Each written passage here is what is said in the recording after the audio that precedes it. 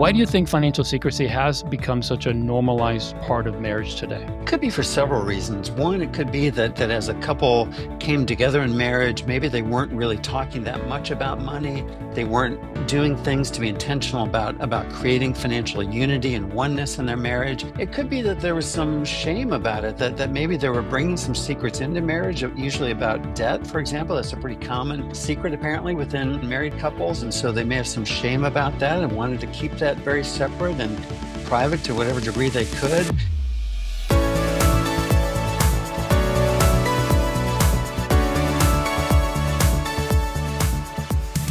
Hey everyone, welcome to Stewardship Leader. Today on Stewardship Leader, I'm joined by my friend and author, financial teacher, Matt Bell, for a candid conversation about money, marriage, and the dangers of financial secrecy. He's written an article recently that I ran across that I just thought, Matt, you need to talk about this with our audience. This is such a good topic to talk about. We'll explore why financial transparency isn't just wise, but it's essential for trust, unity, and of course, spiritual health in marriage. So, Matt, welcome. Thank you so much for taking the time to be with us today. Thanks so much, Leo. Always good to see you.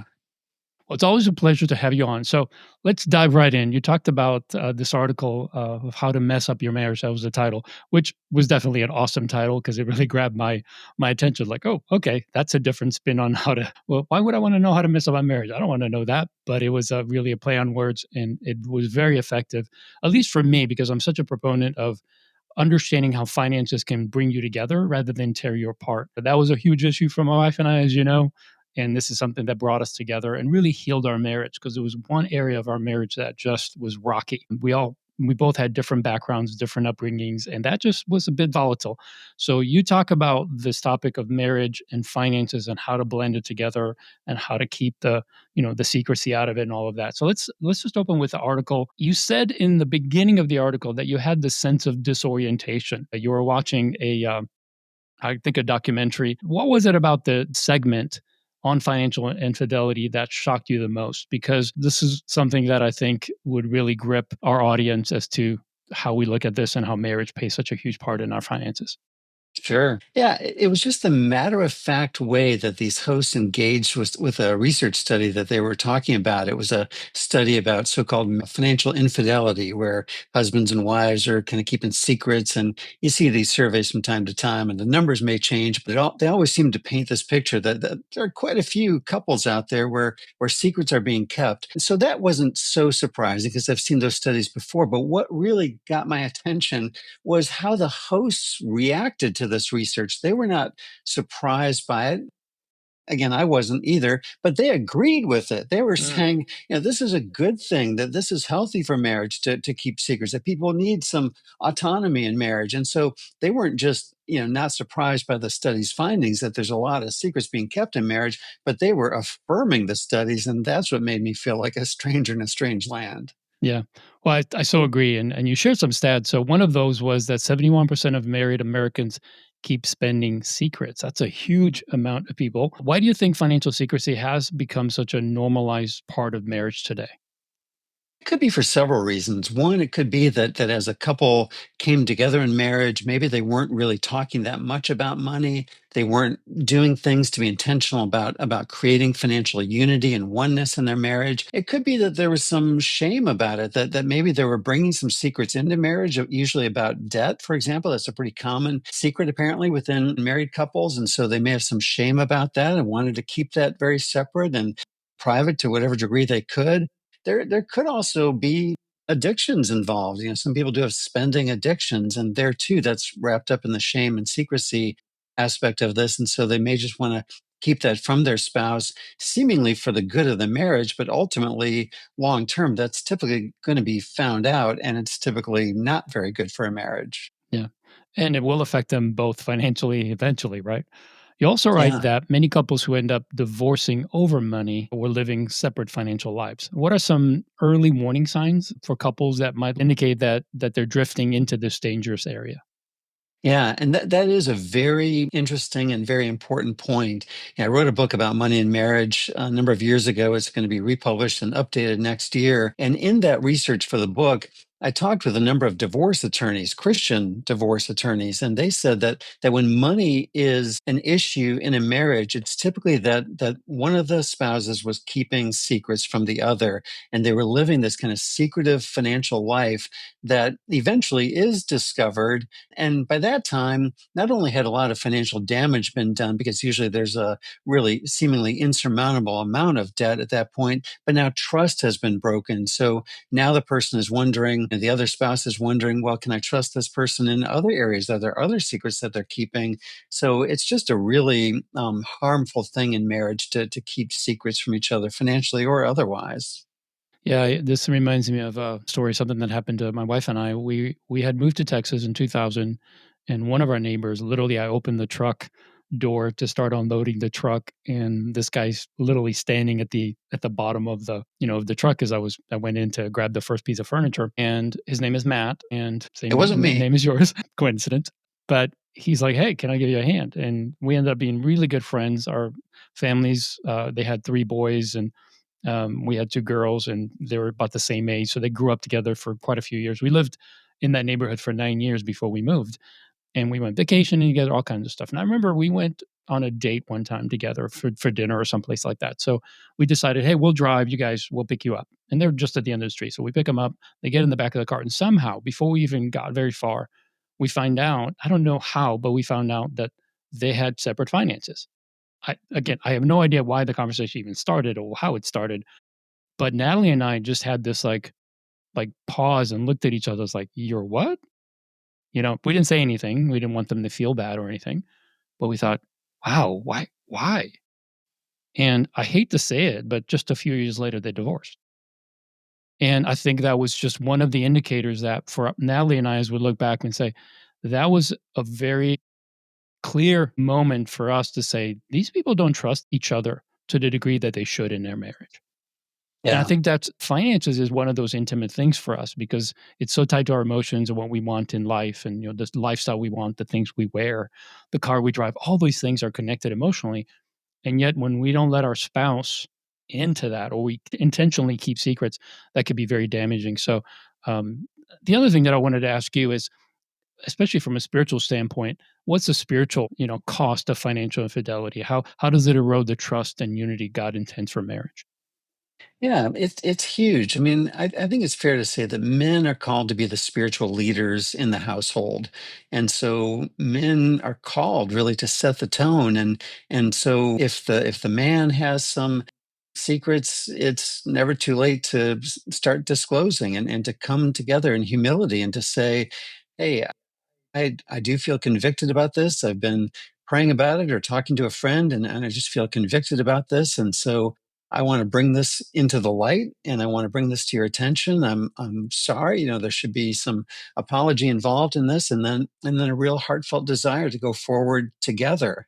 So it's definitely a spiritual issue because when you think about it, the core, the starting point, I think you would agree, Leo, with biblical money management is the acknowledgement that it all belongs to God. That's right. All of the resources we've been with have been entrusted to us by God, a loving Mhm. Father who cares for us and wants to help provide for us and such. And so that mindset, that heart attitude that it all belongs to God, we're stewarding, we're managing the resources He's entrusted to us. And now, as a married person, I'm stewarding this person who's been entrusted to me in love. And all of that, I think, leads to a certain sense of humility and a certain sense of wanting to be unified, wanting to be about the best of the other. And that just points toward transparency. It points toward teamwork. It points to the humility to say, maybe I've made some mistakes in the past, but going forward, I want to come together on this and come and get on the same page with you on this because of my relationship with Christ and because I love you. Yeah, that's great. Yeah, fully agree. You also advocate full disclosure before marriage and complete financial transparency after marriage. So, Mhm. what does that practically look like for couples, especially those that are just starting out or those that may already been separated in their finances? So if someone's just starting to date somebody, that's not the time to, open up every detail of your financial life. But as things take a more serious turn, as it looks like it may be headed toward marriage, that is the time before you get married to start to talk about some of the details of your financial lives. How much does each of you earn? How much do you have in savings and in investment accounts? And how do you invest? And Yeah. why do you have this much in savings? And then debt is a really big issue. It's a very common thing for people to have debt. And so to talk about not only how much debt you've got, but what types of debt and what led to the debt. So was it, a purchase of a home? Was it education debt? Or was it simply overspending? And it isn't like if somebody has a lot of debt coming into marriage, they're now disqualified from marriage. But I think if a person has a lot of debt and it's consumer debt, I think hopefully you'd want to see that there's a change in behavior there before you do get married. You don't want to come into that and continue those habits that led to that. So that's really important to have those sort of honest, detailed conversations before you come together in marriage. And then after marriage, I'm a huge fan of ongoing financial transparency. It's very common in married couples that one will take the lead in their finances over the other, and that's perfectly fine, but both should have complete, easy, instant access to all the details of your financial life because you're a team. And so what that looks like is immediate access to investment accounts and savings accounts and checking accounts. And it has to do with budget. I love using a budget. It sounds odd to say, maybe for some, but these online tools these days, it makes it really easy to instantly go on and see how much have we spent in clothing this month? How are we doing on the grocery budget this month? Those sorts of things, at least having access to it, and not only creates a sense of security among the spouse who may not be wanting to be the day-to-day driver of the finances, but at least they have access to it. And for the person that does maybe take the lead in the finances, it creates some accountability. They know that at any time the other spouse can have access and does have access to what's going on there. So it's just a very healthy thing in a marriage. Yeah, agreed. I think there's trust is earned over a long period of time, it can be broken very quickly. But I Yeah. think this is the thing that continues to draw my wife and I closer to one another over time as we've been married 35 plus years is that there are no secrets when it comes to our finances. And so much of our life, our future, our goals, our dreams are tied to that. And so the idea of spending money without her knowing, it just doesn't cross our minds. Right. Not my mind and certainly not hers because everything is accessible to both of us. Yeah. The budget is available for both of us instantly. Access to our credit cards. We have separate cards because we earn points and that kind of thing, but it all pulls up in the same spot. Everything comes out of the same spot. So there's no it'd be hard to hide stuff without having a separate card that's not mentioned. And then of course you run into all kinds of problems, which obviously we don't Right. want. But I know that especially as you were mentioning in this article, financial experts argue that having separate accounts preserves autonomy that hey even though you're married you're an individual you have your own dreams and goals and they don't always match exactly what your husband or your wife might want to do and maybe you have different things that matter to you the most. I mean, for my wife to have some kind of fund for taking care of herself, getting a pedicure once in a while or manicure or getting a hair done, that's important to me. Sure. It's like hey just cut my hair once a month, I'm fine. And she was a hairstylist and a hairdresser, so she takes care of that for me and has been for many years. So I spend a ton of money on haircuts. To me, it's just not that important. Obviously, to a woman, it is much more than a man. So she wanted to have that. Hey, I don't want to have to ask you for permission when I have to go get something done like that.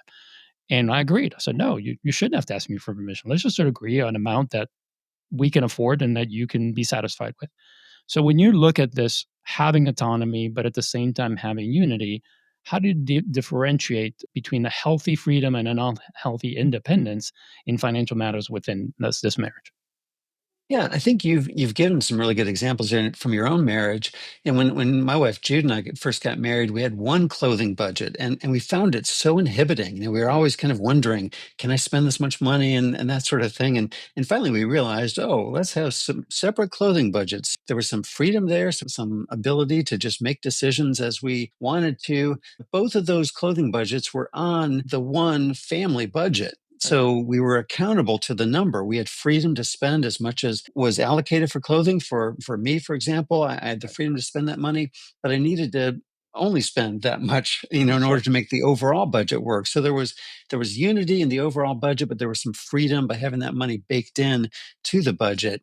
And other couples do this for coffee with friends, lunches with friends, maybe hobbies, those sorts of things. So I think, people think, oh, a budget is so restrictive and so inhibiting. And yet, if you have some individual budget allocations within the overall budget, that tends to work really, really well. Hey friend, quick pause. If you're listening to this, I know you care about biblical stewardship and helping your church grow in generosity. But you don't have to do it alone. At the Christian Stewardship Network, we've created a space just for you, where church and stewardship leaders from all over the country connect, learn, and encourage one another. As a CSN member, you'll get access to monthly collab calls, online courses, and a growing library of resources, all rooted in God's Word and real-life ministry. It's more than just a membership. It's a community that gets what you do and wants to help you thrive.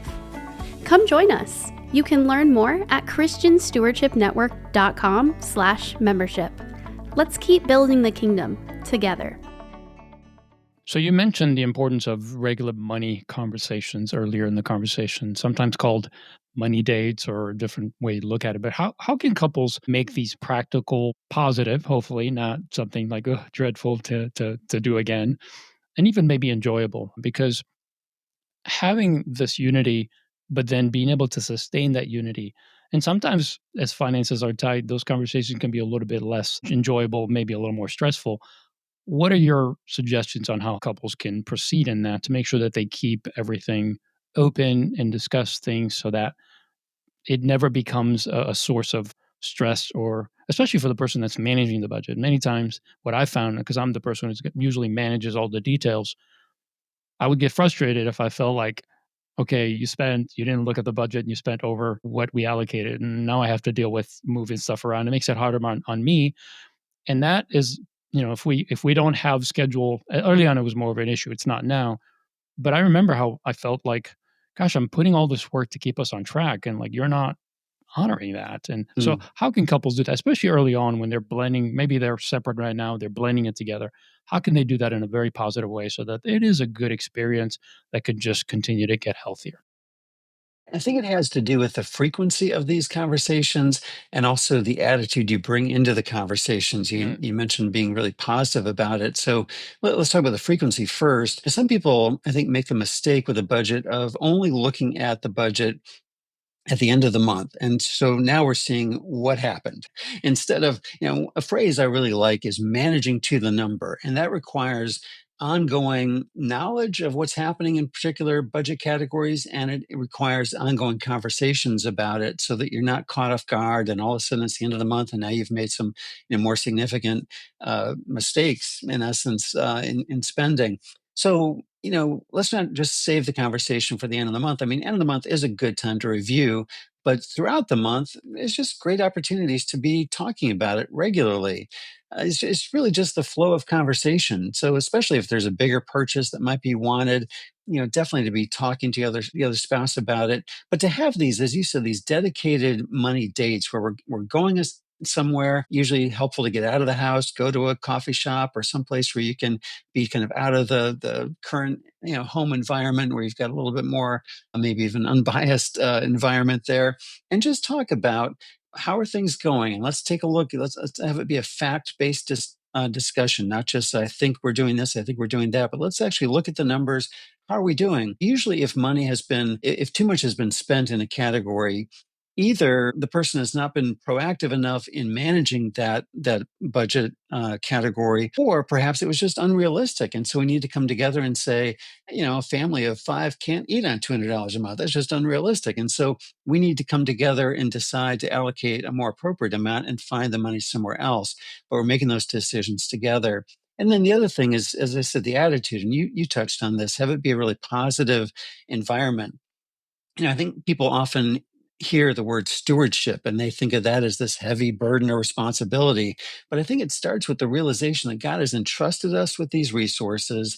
And he's wanting us to use them for his purposes and according to his principles. And just as we experience in life, the Bible clearly conveys that as we're wise in managing the resources entrusted to us, we'll be entrusted with more responsibility, more Right. opportunity. And so to bring that positive attitude to say, hey, maybe we've got a surplus this month.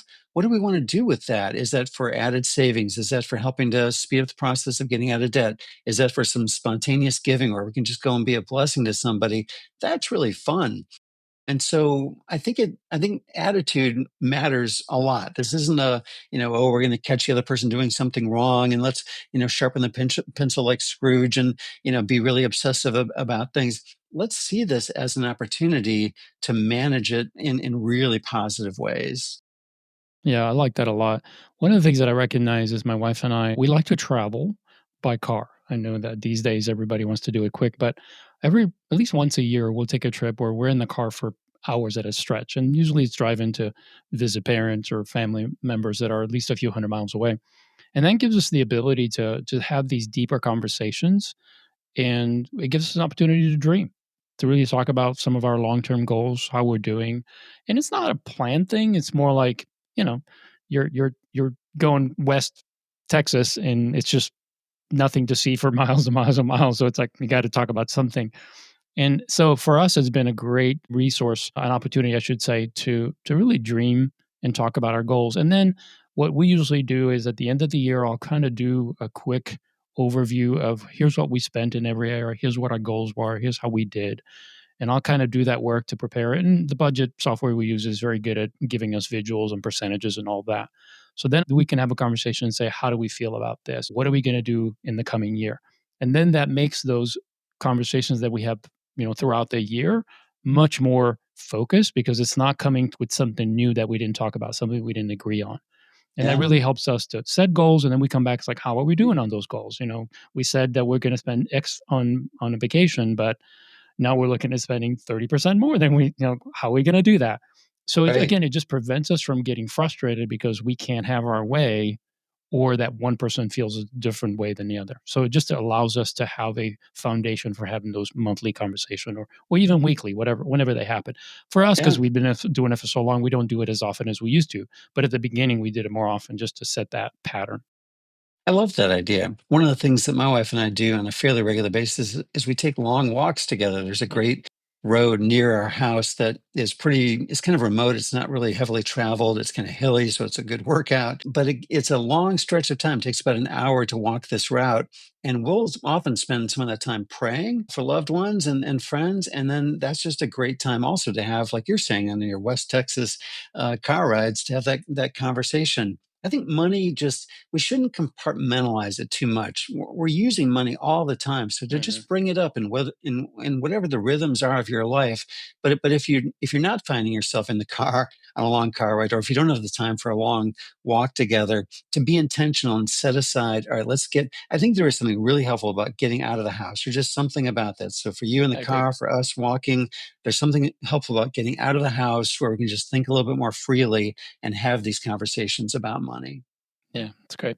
So let's switch gears just a little bit about, focusing a little bit more on the budget. What role does technology like online budget tools play in creating financial transparency and accountability in marriage today? Do you think digital tools help or hinder financial unity in relationships? I think they can help a lot because the technology has really changed. Where now, we've got these apps on our phone, and so now we're not beholden to a computer at home. We're not tethered to it, and to have that instant access is just great. So we could be together. Perhaps we see there's a sale at our favorite clothing store. We can take a look at our budget right there in the car before we go in and see if we've got some extra money to spend that day. That's right. So I think it just makes access to the information you need to make knowledge-based, fact-based decisions so much easier. So, if someone is not used to using a budget, I would take some steps leading up to that kind of technology. I like paper and pencil to start. I mean, that might sound archaic, or even the envelope system. That might sound like something grandma used to do. But they can be really tangible, great hands-on ways to get acclimated to budgeting. And then you can move toward this electronic system that again just brings the convenience factor to a whole new level. Yeah. And I think younger people will gravitate to that anyway, but like Matt said, I think anything that works for you. I always tell people when we're teaching this, start with a model. We're going to teach you a system, and maybe it's Excel, maybe it's an actual software. We may recommend a few things. But at the end of the day, everybody is a little unique on how they want to do things. I like it all electronic. I use a debit or a credit card for everything. I don't use cash. If I have cash, I hang on to it for months. So it's like Yeah. cash in my wallet, not useful because I'm never going to spend it. So maybe that's a good way for me to save is I just keep compiling it and then the wallet gets fat. But then I take it to the bank and drop it in there and use a debit card to spend. So again, how are we really wired? Do we really like the hands-on, right? Because I know that when I hand over the cash, it's a little bit more in pain felt when I let go of it, and maybe that will help me to curb some of my spending. In certain areas, we recommend that. Like if you know you're going to go over in your clothing budget, take it out in cash and then stop. Don't use Yeah. debit or credit when you're using it. So there are, Right. tools that we can use, and I love the variety we have, and I think those are great. But again, as Matt said, use whatever works for you, even if it does mean pen and paper. We did that for the first 9 years, just pen and paper every month. Everything was transaction written down and calculated with a calculator. Because again, back then we didn't have as many tools, but I'm grateful that we have them today. Yeah, and a budget in general, whatever form you use, and I like to say that the best tool, the best budget tool is the one that you will actually use. That's right. But a budget has been found to be really good for marriage because it fosters sharing of knowledge. It fosters together being intentional. I mean, a budget is really about being intentional about allocating the resources that are coming in towards specific purposes. And so if you together create this plan where you've decided, here's how much we're giving to the Lord's work, here's how much we're saving or investing for the future, here's how much we're allocating toward vacations. If you do that together, that just creates unity, and then again, you've got that tool to see exactly how you're doing it at any moment. Yeah, love it. All right. As a final question, if couples listening today realize they've been living separate financial lives, what's one first step that they can take toward financial oneness and building or rebuilding that trust? Yeah, I would take it to the Lord. I would confess it to the Lord first and ask for wisdom and guidance and favor as you then bring it to your spouse. This information, which might be hard to hear, might be hard to say. I would involve an accountability partner, a trusted friend that you're going to confide in. That here's what's going on in our finances and in our marriage, and here's what I'm about to do to talk to my spouse about this. And it's going to be a tough conversation. So I just really invite and really would appreciate prayer and support in this. And then, yes, find the right time, the right environment, not when, the baby's crying and it's late at night, but find a good, appropriate time to come to your spouse with humility, with a sense that, hey, I have something to confess to you about living this separate financial life. That's not my heart. That's not my desire. I may need some accountability in this, but there's an apology involved. And then there's a commitment to going forward and to rebuilding the trust because it won't be just a financial issue. It's going to be a matter of rebuilding trust, and that may take some time. But that first step is the hard step of where you're going to acknowledge the situation, the truth of it. So bathe it in prayer, have an accountability partner praying for you and with you, and then come to your spouse in humility. And I have to think that it may not be wildly enthusiastically received initially, but I think long term, I know long term, it's going to be really, really good for your marriage. Excellent. Well, Matt, again, thanks so much for taking the time. I appreciate your constant creative way of speaking into this area of money and marriage and raising children. You've written books on these topics. And so let us know, let our audience know how they can get a hold of you and learn more about what you're doing and how they can maybe benefit from that. Sure. So there are two places. My day job is with a Christian company called Sound Mind Investing. There's a lot of content that's freely available to anybody. You don't have to be a customer of Sound Mind Investing, but soundmindinvesting.com. We write about family related issues, whether it's marriage or raising kids and bringing money into those conversations on a regular basis. And then my personal blog is mattaboutmoney.com. And so those would be two key places to find the work I'm doing. Great. Well, we'll add those details in the show notes so that if you want to link to Matt's website, learn about Signline Investing, you can do that. Again, thanks, Matt. Appreciate you being here. Thanks so much, Leo. I really appreciate the opportunity. And I want to thank you for joining us for this podcast. I hope it was beneficial, helpful, inspiring to you, and I hope the content really blessed you. If it did, would you do us a favor and just share it with another church leader, maybe a family member, someone that can also benefit from the conversation? And then, of course, check out everything Matt's doing. We hope that will bless you. I love getting Matt's emails. I get 2 a week, one midweek where I get to read what he's read, what he's written, the blog for that week, and then also a resource that comes on Friday that gives me a broader perspective on everything he's researching and he's pulling from different resources. So he really is doing the work that I don't have to do. I could just read it and get like a education on finances and a refresher every week. So I love that. And if you're a church leader looking to grow a culture of biblical stewardship and generosity in your church, Stewardship Network is here to serve you. Through our free resources, teaching videos, the podcast, and a growing community of stewardship leaders, CSN exists to help you lead with clarity and confidence. So let us come alongside you and help you to do that. You can find us at christianstewardshipnetwork.com. We have resources, we have a membership, we have videos. We're just here to teach and to help train church leaders on how to speak on this topic, because it's such an important topic, as you've learned today. So thank you for joining us. We look forward to seeing you next time on Stewardship Lead.